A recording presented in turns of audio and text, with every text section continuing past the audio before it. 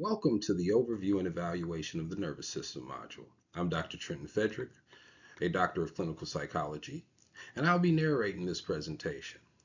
The goal in the presentation is to intuitively answer as many questions as you may have as possible since you're not actually here to ask them. I'm sure that the module will prove to be of use for you in your day-to-day service to clients. Okay, let's begin. What is the nervous system? The human nervous system is your body's command center.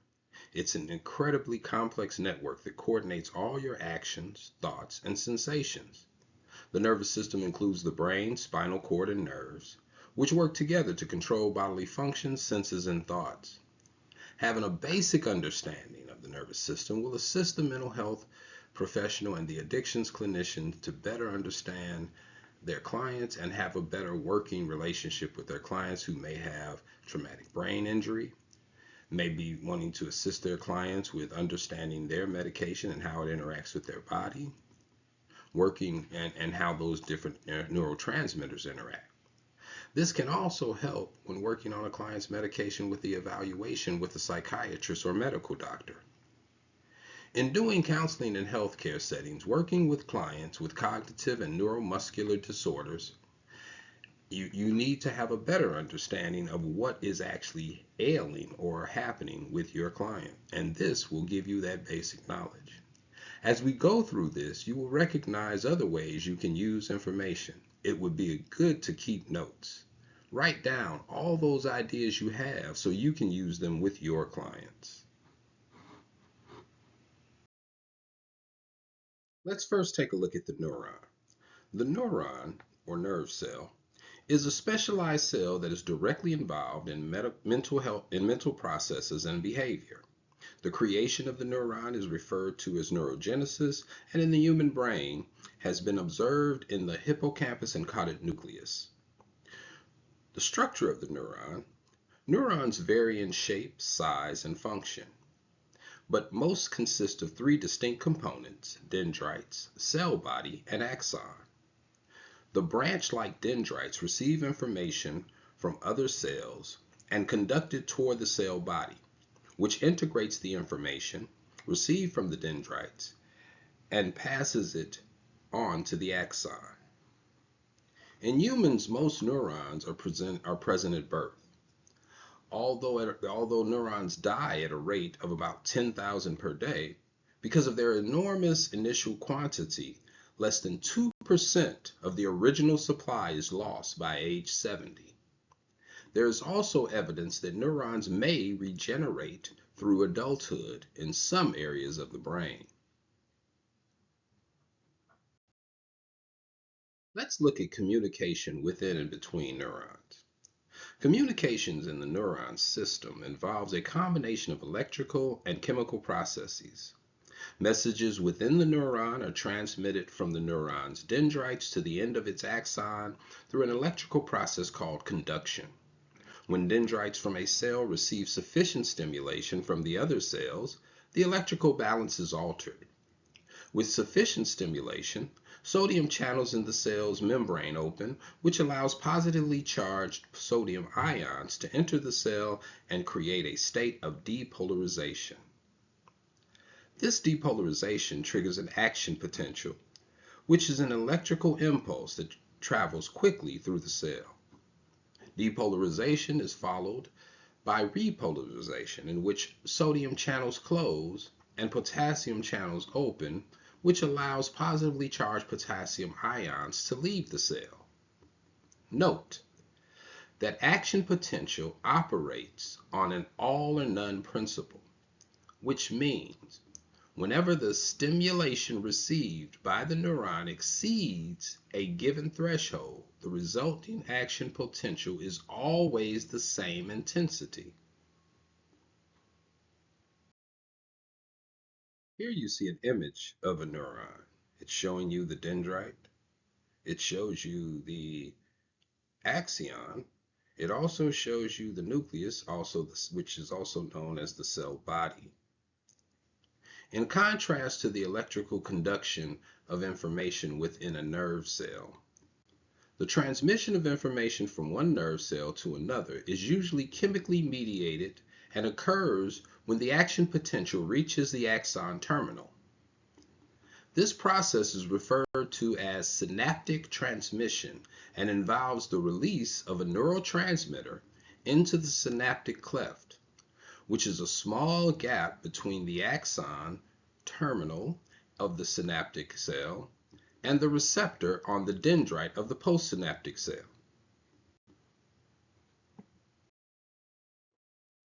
Okay, let's now talk about neurotransmitters, the message senders.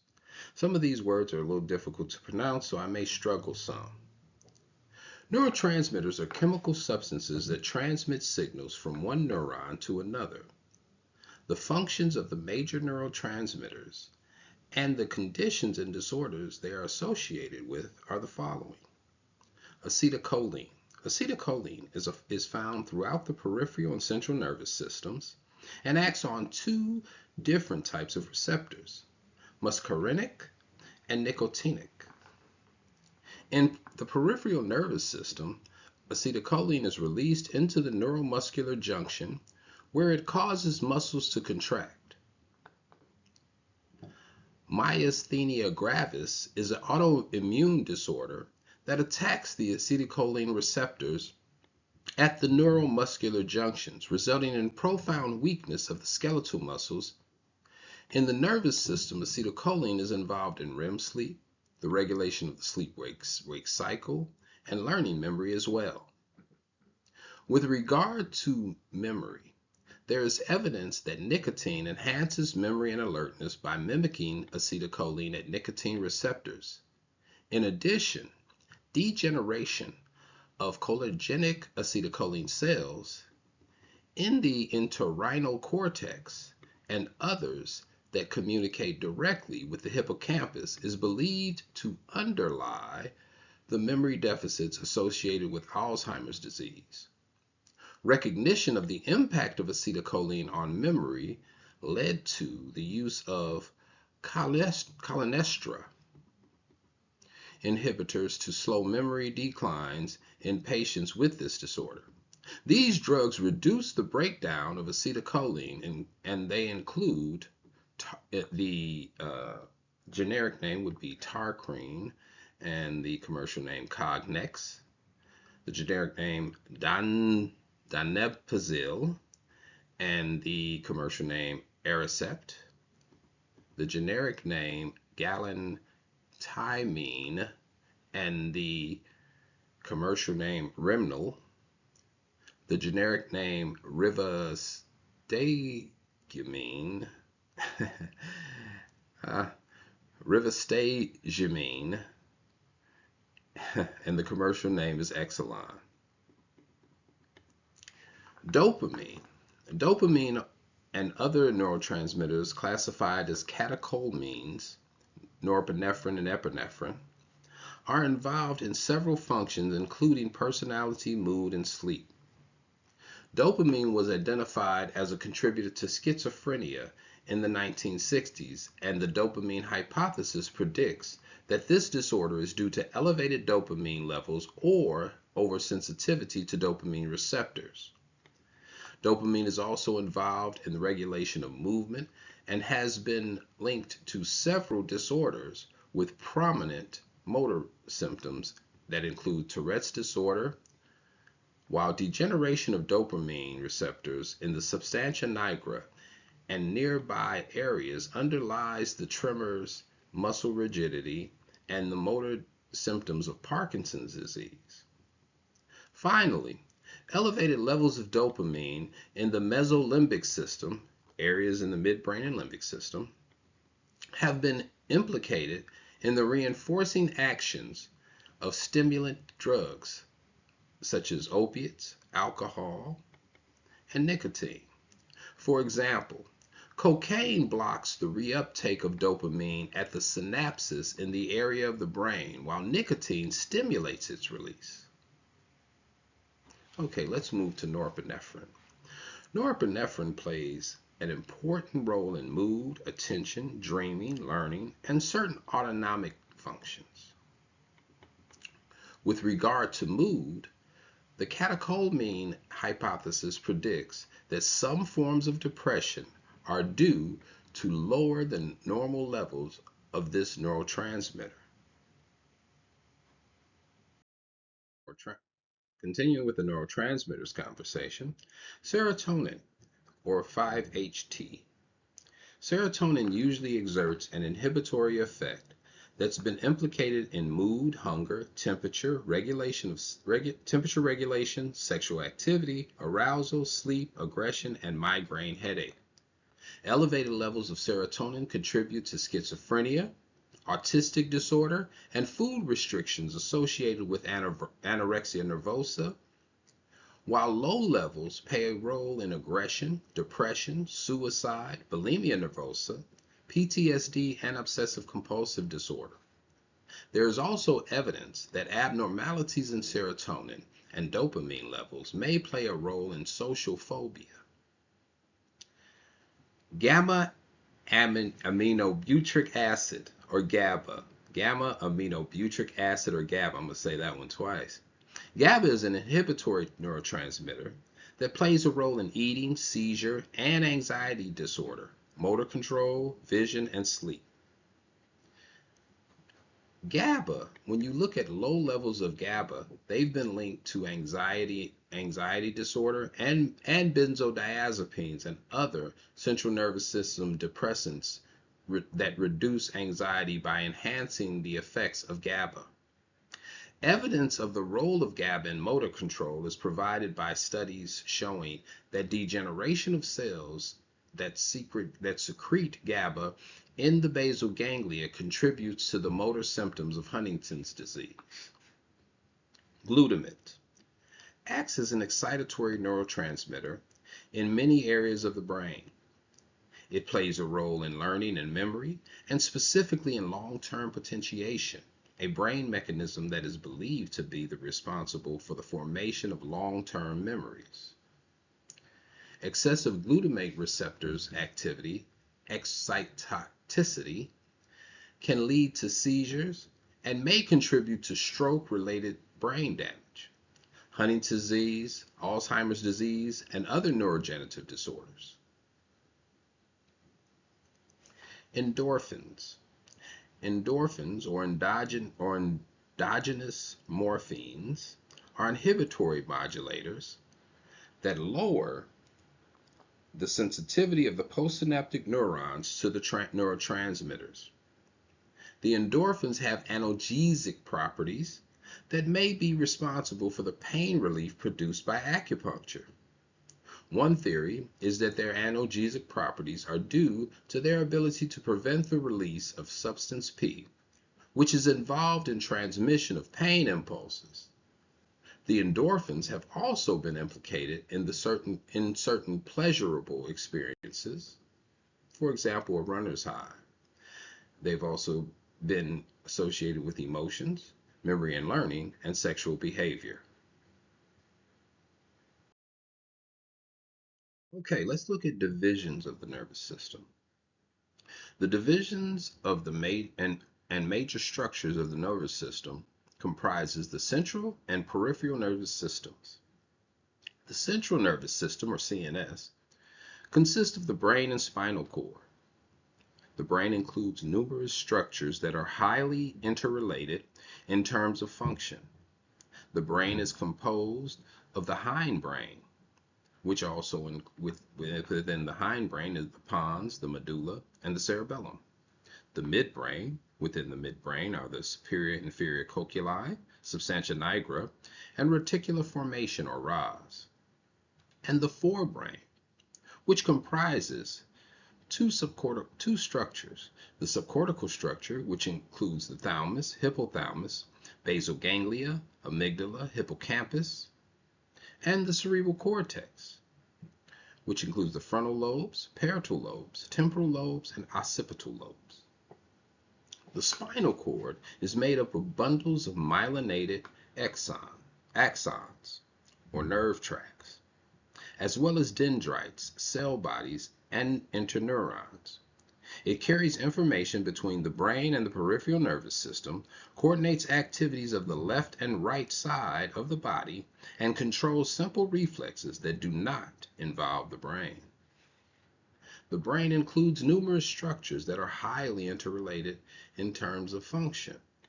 The structures are distinguished by the kinds of neurons they contain, the way the neurons are arranged, and the axons are distributed.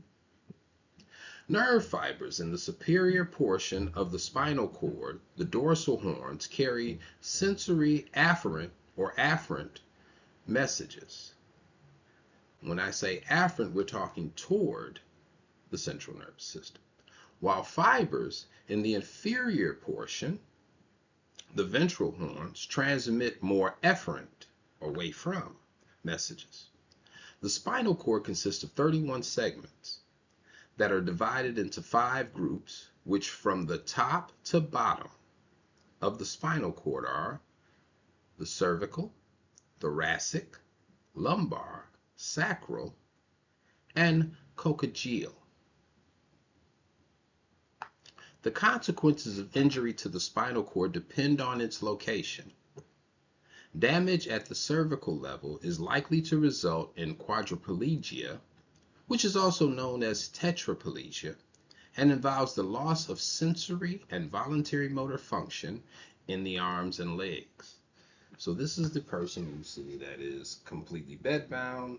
They cannot move, or not completely bedbound because they have wheelchairs now where they can use their mouths, but is basically bedbound and can't move their limbs from here to, can't move their limbs below their neck. In contrast, damage at the thoracic level causes paraplegia, which entails a loss of the sensory and voluntary functions in the legs. So now it's only the legs that are affected, so that's more wheelchair bound. The consequences also depend on whether the injury is complete or incomplete. A complete transection of the spinal cord produces a lack of sensation and voluntary movement below the level of the injury. But when the transection is incomplete, some sensory and motor functions below the level of the injury are maintained. For example, a person with an incomplete injury may have sensation in one limb or parts of the body that cannot be moved. On the other hand, they may also be able to move one limb more than another. One of the questions that often comes up, because as we work with patients who have quadriplegia and paraplegia, we recognize that we're concerned about their emotion and their well-being. And unfortunately, the reality is one of those things is companionship and those things that come with it. So this is where I'm trying to be a little more intuitive, and we're going to discuss sexual functioning. And I'll tell you this to answer the question. Yes, sexual functioning is still possible for many people with quadriplegia and paraplegia, although it is often affected by the injury. The extent of the impact depends on the severity and location of the spinal cord injury. Here's a breakdown. Men, for example, erection. The ability to have an erection may be impaired, but many men with a spinal cord injury can still achieve erections with assistance from medication, vacuum devices, and penile injections. Ejaculation. Ejaculation is often more difficult to achieve with a spinal cord injury. Some men experience retrograde ejaculation. Semen enters the bladder instead of exiting the penis, while others may not ejaculate at all. Orgasm. While the physical sensation of orgasm may be different, many with spinal cord injuries can still experience orgasm. Women. Lubrication. Vaginal lubrication may be reduced, but can often be addressed with lubricants. Orgasm. The ability to achieve orgasm can be affected, but many women with spinal cord injuries can still experience orgasm. Pregnancy. Women with a spinal cord injury can often still get pregnant and carry a baby to term through specialized medical care that is usually required. General considerations. Sensory changes. Changes in sensation below the level of the injury are common and can affect sexual pleasure. However, many people with spinal cord injuries find that other areas of the body become more sensitive. Psychological factors, body image, self-esteem, and anxiety can also play a role in sexual function after a spinal cord injury. Counseling and support groups can be helpful addressing these issues. Communication, open communication with your partner is crucial for navigating the changes in sexual function and exploring ways to experience intimacy. It's essential to consult with healthcare professionals specializing in spinal cord injury. Now, this is true for us as professionals as well as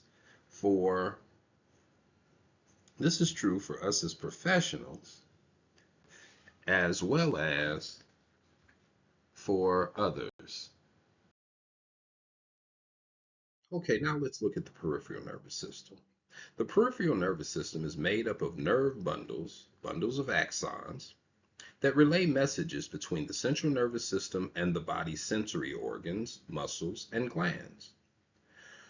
The peripheral nervous system consists of 12 pairs of cranial nerves that connect directly to the brain, and 31 sets of sensory and motor nerves, or spinal nerves, that connect to the spinal cord. The peripheral nervous system is divided into two, the somatic and autonomic nervous system.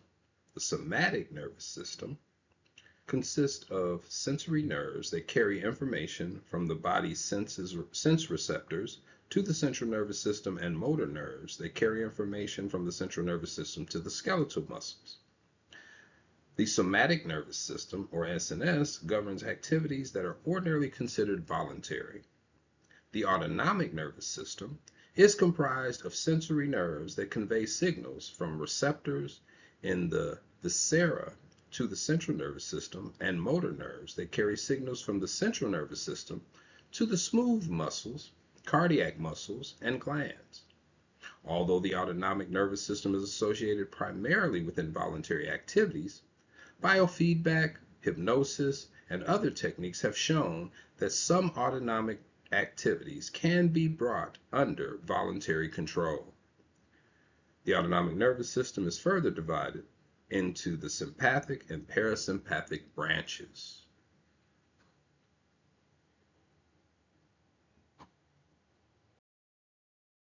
Okay, let's look at the branches of the autonomic nervous system, and this time I'm going to say those branches correctly.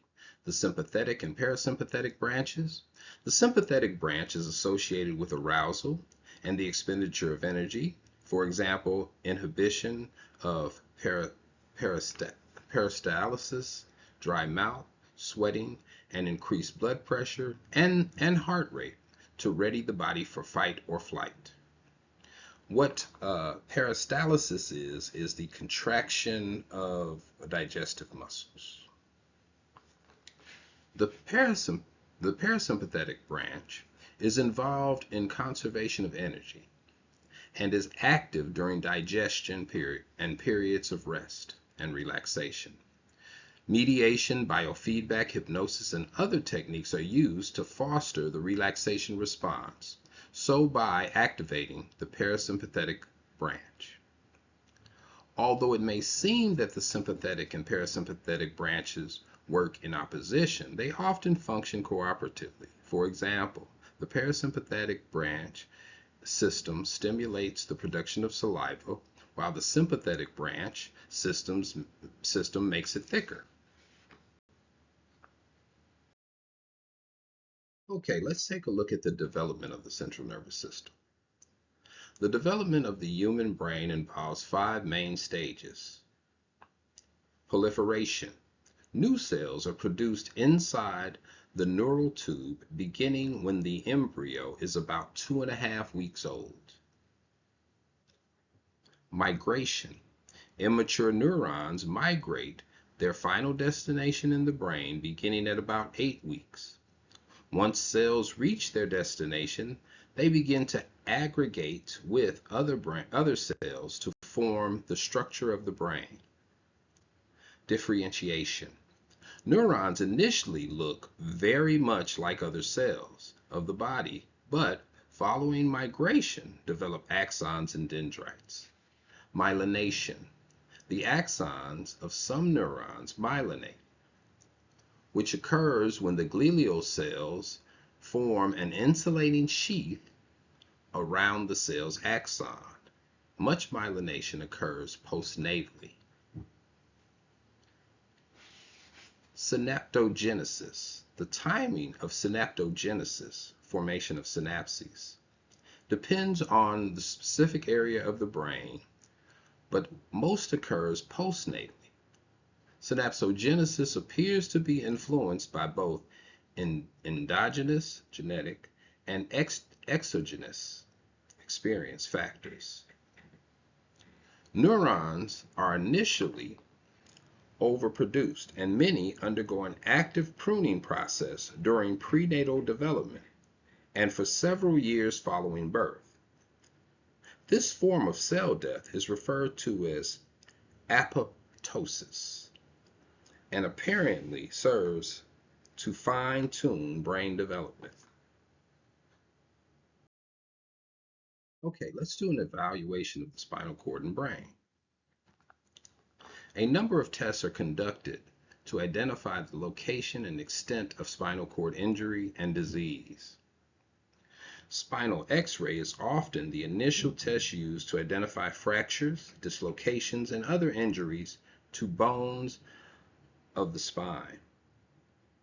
This is followed by magnetic resonance imaging, MRI, which permits evaluation of soft tissues of the spinal column. Computed tomography with myelogram, which involves injecting dye into the spinal canal, may be used to obtain detailed information about the extent of the injury. The evaluation may also include electrotomography, or EMG, somatosensory evoked potentials, or SSEP, or other type of electrodiagnostic monitoring to determine if the injury or disease has impacted the conduction of nerve signals in the spinal cord. Neuroimaging techniques, such as the CAT scan or CT, computerized axial tomography or CAT scan, and utilizes X-rays to obtain images of horizontal slices of the brain tissue. A CT scan is useful for diagnosing various pathological conditions such as tumors, blood clots, and multiple sclerosis. The evaluation of the brain injury and disease is a comprehensive process that incorporates thorough history and a physical exam, behavior and neuropsychological assessment, and neuroimaging techniques that provide information on the structure and function of the brain. Continuing the evaluation of the spinal cord and brain, magnetic resonance imaging provides cross-sectional images of the brain, but does so by using magnetic fields, radio waves. An MRI has several advantages over a CT scan. It does not use X-rays. It has better resolution and provides more detailed imaging. It provides images at any angle, not just in the horizontal plane, and it generates three-dimensional pictures of the brain. However, the MRI is more expensive than a CT scan and may require that the patient be sedated. Positron emission tomography, or PET. Single proton emission computed tomography, or SPECT, and functional magnetic resonance imaging, or fMRI, are functional neuroimaging techniques that provide information on the brain activity. When using PET, the individual is injected with a radioactive tracer substance that is taken by active brain cells. The images produced by the PET can provide information on regional cerebral blood flow, glucose metabolism, and oxygen consumption, which are presumed to correlate with level of neuroactivity. PET scans are used to assess cerebrovascular disease, Alzheimer's disease, and other forms of dementia, schizophrenia, and other disorders, and identify brain areas that are active during the performance of ordinary tasks and experience of ordinary emotions. The SPECT, similar to the PET, but has lower resolution. Finally, the fMRI is like the MRI, but also provides information on brain activity, blood oxygenation, and in comparison to the PET and SPECT, provide images that have better temporal and spatial resolution.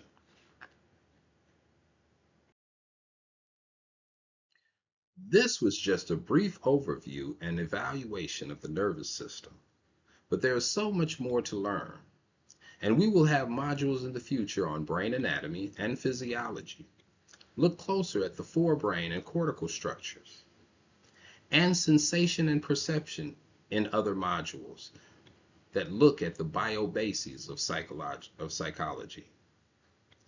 This is a good foundation to begin research and can help you as you work within health psychology, substance use disorder treatment, and general therapy with clients that may be suffering from ailments that affect the nervous system. Thank you for your time, and I'll see you next time.